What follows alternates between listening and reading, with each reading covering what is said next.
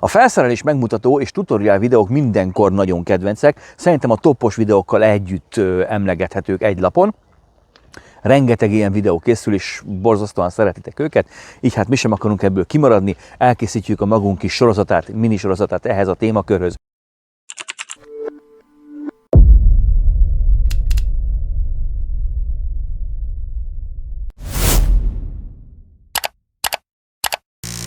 Van zsákomban minden jó, Istenem, milyen szellemesek vagyunk. Sziasztok, Sima János vagyok, szeretettel köszöntelek titeket a Kések Háza YouTube csatornáján.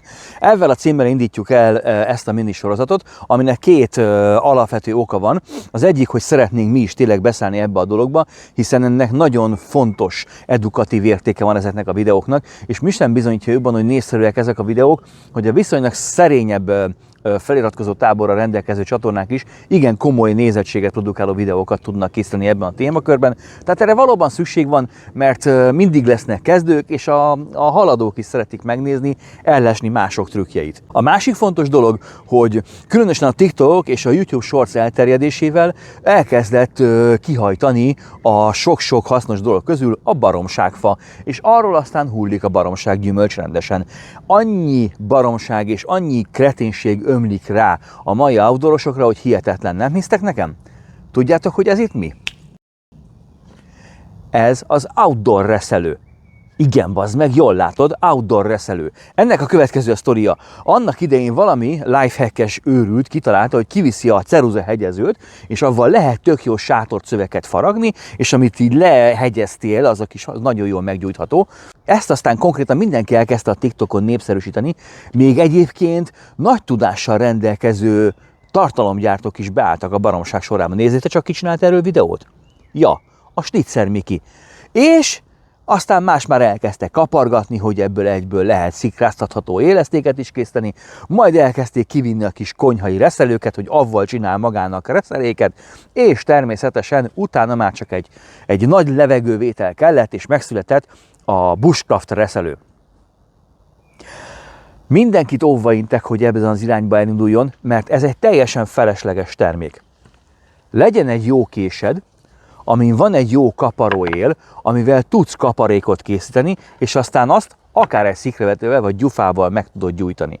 A kés egy rettentő sokoldalú multifunkciós eszköz, és ha megtanulod használni, akkor nem kell ilyeneket magadnak venni, mert ez nem is olcsó dolog egyébként, ez a Bushcraft reszelő, hanem ezt fogod minél multisabban használni. És ez azért nagyon fontos, mert ha ezen az úton elindulsz, akkor előbb-utóbb, most nézzétek meg, ezeknek a videóknak mentén miket raksz a táskádba.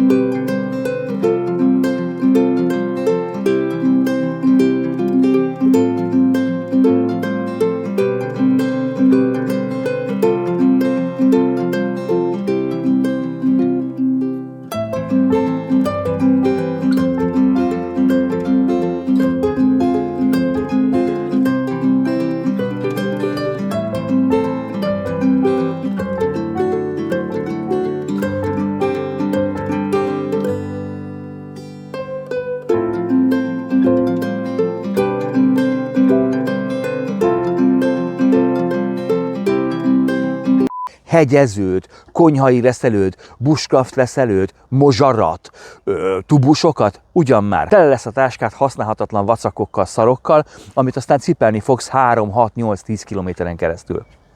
És ez egy tendencia, mert jönnek azok az emberek, akik ebből élnek meg, hogy ellesik másoktól egyébként akár még a működőképes praktikát, de nem nézik meg, hogy mikor, hol, milyen környezetbe helyezik bele, hanem ők megcsinálják a maguk kis egyperces videóját, aztán akkor az mehet is ki, mert a népszerűségért mindent, mert attól kapunk a szponzortól visszajelzést és egyéb hasonló.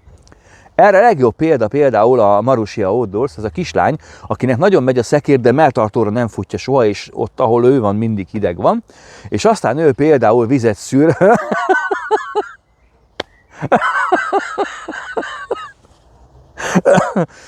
Komment szekcióban írjátok mellé, hogy akartok tőlem látni ilyen túlélős videót, ahol így haspólót csinálok a pólomból, hogy tudjak vizet szűrni. De hogy egy kicsit komolyabbra vegyük a figurát, hát az ütőfázás az szerintem ugyanolyan vicces, mint a vízszűrés, de, és itt most megállítom a kis videót, így nem rakunk tüzet. Ez nettó erdőtűz nyáron. Tűzrakóhelyet kialakítjuk, alapszabály. Ha értene a kislány hozzá, akkor tudná, hogy mit csinál. Viszont nem ért hozzá, mert csak arra koncentrált, hogy az ütőfázást valahogy lemodellezze a videóba. És ebből tudni még 1000 félét nektek mutatni.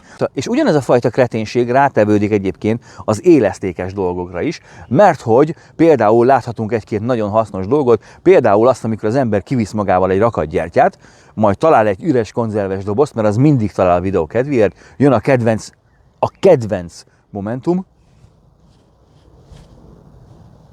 Ezzel jelzi szöveg nélkül, hogy figyelj balfasz, mert most jön a varázslat, ha nem tudnád esetleg. És akkor felolvassza a gyertyát, eldobja a kanócot, majd a felolvat viazzal beletekeri a kartonpapírt, csinál kanócot, eldobta, de ő csinál kanócot, és van gyertyája. Ezért aztán gyertyából csinál gyertyát. De van ennél sokkal meredekebb is, amikor itt láthatjátok ezt a videót, amit most láthattok, hogy mozsárszerű valamiben feltöri a faszenet, felönti olajjal, csinál egy ilyen pépet, majd ezt az egészet felvág egy tubust, beletölti a tubusba, és felhevíti a késnek az élét, és leperforálja. És már is van élesztéke. Haladjunk visszafele egy kicsit ebben, jó? Először is, ha a késed élét felmelegíted annyira, hogy műanyagot tudjál perforálni, nagy eséllyel tönkrevágod a hőkezelését, kilágyítod a fémet. Gratulálok hozzá. Nem biztos, de egy rosszabb minőségű acélt nagyon hamar el tudsz kefélni így. 2. Nem biztos, hogy légmentesen le tudod perforálni. Minek ez a tégelyes hülyeség, amikor vehetsz gumimembrános tégelyt, és bele tudod tenni ezt a trutymót, amit csinálsz. 3. Visszafele haladunk. Jó? Ezt a fajta élesztéket az eredeti videóban azért csinálja az úriember, mert nyírkos, vizes, nedves, hideg helyen van, ahol nehezebb száraz starttüzet összerakni, és olyan élesztékre van szüksége, ami elnyújtottan hosszan ég, és az olaj lassítja ezt a folyamatot, ezáltal sokkal kiegyensúlyozottabb, hosszabb ideig tartó élesztéket lehet csinálni. Alaphelyzetben a faszén bőven elegendő a szenesített fa, meg egy szikravető, meg egy jó kés.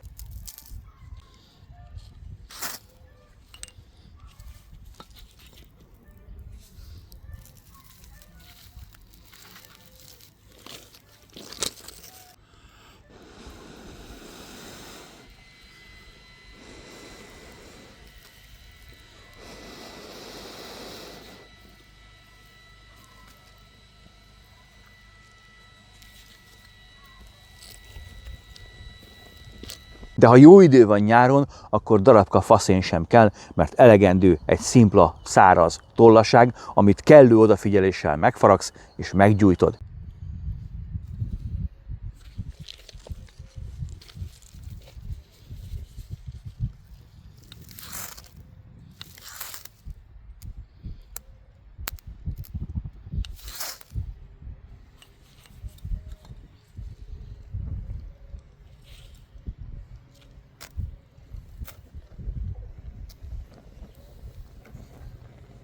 És így nem kell ekkora tűzkész dobozt magaddal vinned, hogy tábortűzre való élesztéket tudjál csinálni. Ha az én tanácsaimból megfogadsz valamennyit, akkor el fogsz jutni megfelelő gyakorlással oda, hogy egy ekkora tűzkész dobozból 3 napos túrára egy ekkora tégely elég lesz neked.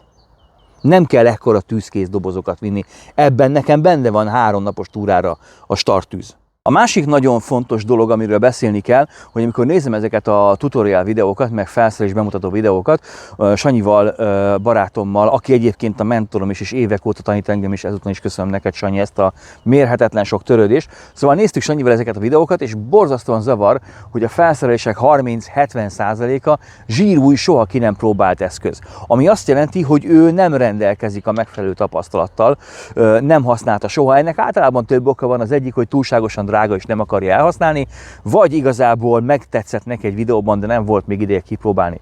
Mindig azok a videók a leghatásosabbak, edukatív tartalmat az adja át, amelyben használt felszerelésekkel foglalkozunk, hiszen ezek mögött már ott a tapasztalat, és pontosan el tudod mondani azokat a kis buktatókat is, amire szükség van.